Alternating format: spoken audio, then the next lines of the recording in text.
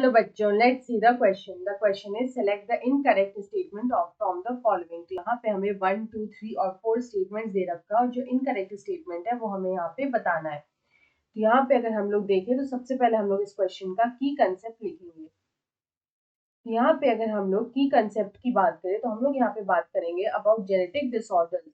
यहाँ पे जो जेनेटिक डिसऑर्डर्स होते हैं they are passed genetic disorders, they are passed on they are passed on from parents to offspring। Parents से offspring में जो जेनेटिक डिसऑर्डर्स हैं वो पास होते हैं। They are passed on from parents to the offspring. इस तरह के डिसऑर्डर को हम लोग बोलते हैं जेनेटिक डिसऑर्डर। तो यहाँ पे अगर हम लोग एक एक करके स्टेटमेंट्स को चेक करें तो हमारा जो यहाँ पे फर्स्ट स्टेटमेंट है वो लिखा है कि baldness is a sex limited trade. तो यहाँ पे अगर हम लोग बात करें अबाउट बार्डनेस, यहाँ पे जो बार्डनेस होता है ये जो पैटर्न है it is basically a sex linked recessive trait. It is a sex linked and recessive trait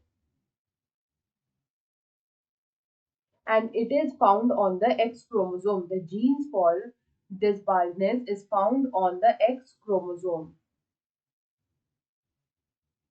उसके बाद अगर हम लोग यहाँ पे सेकेंड स्टेटमेंट देखें तो लिखा है कि linkage is an exception to the principle of independent assortment. तो यहाँ पे अगर हम लोग बात करें अबाउट लिंकेज तो लिंकेज में क्या होता है कि when the genes are closely linked, when the genes are closely linked, अगर जीन्स क्लोजली लिंक्ड होते हैं तो क्या होता है कि यहाँ पे जो पेरेंटल कॉम्बिनेशन होता है, यहाँ पे जो पेरेंटल कॉम्बिनेशन होता है it will be higher, it will be higher. और यहाँ पे जो न्यू रिकॉम्बिनेशंस होते हैं, जो यहाँ पे न्यू रिकॉम्बिनेशंस हैं वो यहाँ पे काफी ज्यादा कम हमें देखने को मिलते हैं। It will be less.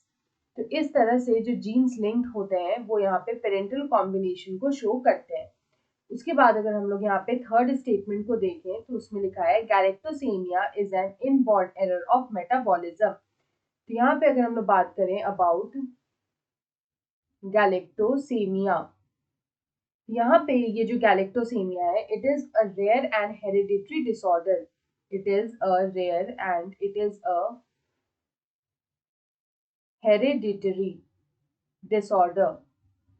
It is a rare and it is a hereditary disorder. और इस तरह की डिसऑर्डर में क्या होता है कि यहाँ पे जो कार्बोहाइड्रेट मेटाबॉलिज्म है वो यहाँ पे अफेक्टेड होता है। तो हम लोग लिख सकते हैं that the carbohydrate metabolism, carbohydrate metabolism जो है वो यहाँ पे अफेक्टेड होता है। इस वजह से हम लोग इसको बोलते हैं इनबॉर्न एरर ऑफ मेटाबॉलिज्म।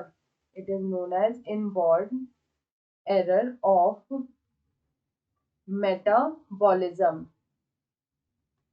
उसके बाद हमारा जो यहाँ पे फोर्थ स्टेटमेंट है वो यहाँ पे लिखा है कि small population size results in random genetic drift in a population. तो यहाँ पे अगर हम लोग देखें तो यहाँ पे अगर हम लोग स्मॉल पॉपुलेशन साइज की बात करें तो यहाँ पे जो स्मॉल पॉपुलेशन साइज है it results in random genetic drift, it results in random genetic drift in any population. तो यहाँ पे अगर हम लोग देखें तो जो जेनेटिक ड्रिफ्ट होता है, जो जेनेटिक ड्रिफ्ट होता है it is basically concerned with gene frequency, it is basically concerned with gene frequency। यहाँ पे जो जेनेटिक ड्रिफ्ट होता है वो यहाँ पे जीन फ्रीक्वेंसी से जो है वो यहाँ पे कंसर्न होता है। और यहाँ पे हम लोग अगर बात करें अबाउट स्मॉल पॉपुलेशन साइज की, तो जब स्मॉल पॉपुलेशन साइज होता है तो यहाँ पे हमें रैंडम जेनेटिक ड्रिफ्ट देखने को मिलता है। और ये जो जेनेटिक ड्रिफ्ट होता है इसके लिए हम लोग बोल सकते हैं कि it is concern with the gene frequency, the gene frequency of the reproducing small population. तो यहाँ पे अगर हम इस क्वेश्चन का करेक्ट आंसर देखें तो हमसे यहाँ पे इनकरेक्ट स्टेटमेंट बोला था। तो यहाँ पे जो फर्स्ट स्टेटमेंट लिखा है कि baldness is a sex limited trait, ये गलत हो जाएगा because it is a sex linked recessive trait. यहाँ पे अगर हम देखें इस क्वेश्चन का करेक्ट आंसर, तो हमारा यहाँ पे फर्स्ट स्टेटमेंट जो है वो यहाँ पे फॉल्स है, या फिर हम लोग बोल सकते हैं वो यहाँ पे इनकरेक्ट है। So option 1 is the right answer. I hope you understood it well. Best of luck.